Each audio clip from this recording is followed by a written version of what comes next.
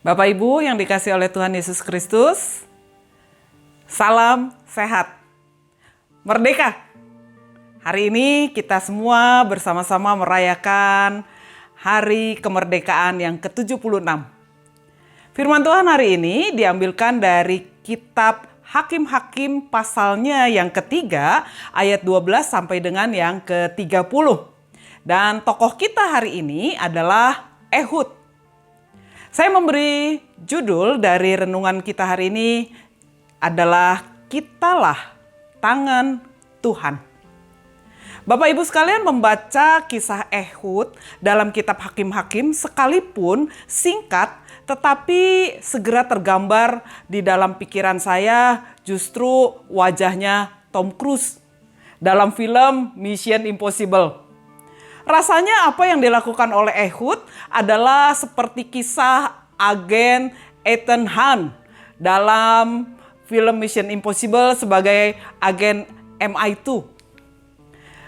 Ehud melakukan aksi penyelamatan bangsa Israel dari penindasan Raja Moab, yaitu Raja Eglon, yang berkolaborasi dengan Bani Amon dan Bani Amalek untuk menindas Israel bahkan untuk waktu yang cukup lama, yaitu 18 tahun.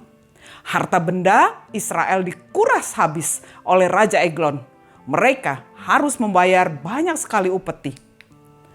Tugas Ehud sebagai utusan Tuhan adalah membawa upeti kepada Raja Moab ini. Bapak Ibu, yang menarik dari firman Tuhan hari ini adalah tangan Ehud kidal. Ketika menemui Raja Moab, dia sebenarnya membawa pedang di pangkal paha sebelah kanan. Tangan kidal adalah dianggap sebagai aib bagi bangsa Israel, bahkan bagi bangsa-bangsa pada waktu itu, karena dianggap sebagai sesuatu yang tidak normal. Tetapi justru karena kidal, Ehud bisa menyembunyikan pedang di pangkal paha sebelah kanan. Kalau normal, maka pedang akan diletakkan di sebelah kiri. Karena itu bagian pemeriksaan keamanan raja tidak menyangka bahwa ada pedang tersembunyi yang dibawa Ehud. Ceritanya memang berkesan kejam. Karena kemudian Raja Eglon mati dibunuh oleh Ehud melalui pedang yang disembunyikan. Tapi mari kita lihat pemaknaan dari firman Tuhan hari ini. Dalam terjemahan LAI memang tidak terlihat dan tidak tertulis terjemahan dengan kata tangan.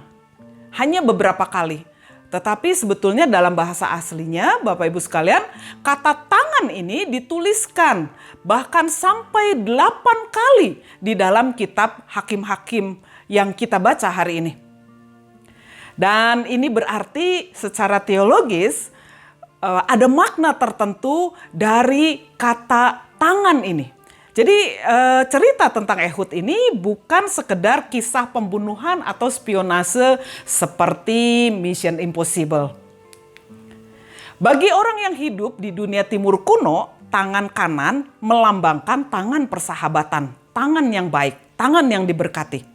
Sedangkan tangan kiri menggambarkan sebuah penghinaan, tangan yang tidak bersahabat, tangan yang tidak diberkati dan tidak normal dan tidak layak. Tapi dari yang dianggap buruk, tidak layak, tidak bersahabat, dari yang dianggap tidak baik inilah Tuhan bekerja mendatangkan kebaikan dan keselamatan. Kuasa Tuhan dinyatakan memakai apa saja yang dikehendakinya untuk menjadi alatnya. Mengubah yang buruk menjadi yang baik. Barangkali kita akan teringat bagaimana ketika Daud menjadi raja, maka Tuhan berkata kepada Samuel bahwa bukan yang dilihat manusia yang berkenan kepada Tuhan. Matius pemungut cukai, Sakius, perempuan yang hendak dirajam, Saulus, mereka bukanlah orang-orang yang dipandang layak, yang dipandang baik dalam pandangan manusia sebagai orang yang bisa dipakai oleh Tuhan. Tetapi dari yang terlihat tidak layak dan tidak baik, saat tangan Tuhan bekerja dan menguasai hidup, maka orang-orang di dalam Alkitab ini mereka akan berkarya untuk kemuliaan nama Tuhan. Ehud Seorang yang dilahirkan dengan kondisi sebagai orang yang dianggap tidak layak, tidak normal, tetapi menjadi alat dan tangan Tuhan. Dalam ayat 15 dikatakan, maka Tuhan membangkitkan bagi mereka Ehud, seorang yang kidal untuk menjadi penyelamat bagi umat Israel. Tangan Tuhan bekerja melalui tangan Ehud. Dan setelah itu selama 80 tahun, Moab berada di bawah tangan Israel. Tangan Ehud adalah tangan yang sebenarnya dianggap tidak berharga. Tetapi tangan Tuhan membuat yang tidak berharga ini menjadi sebuah karya yang sangat baik, yang sangat indah, yang sangat berharga buat orang Israel. Dan tangan Tuhan ini berkuasa untuk menunjukkan karya yang sangat luar biasa.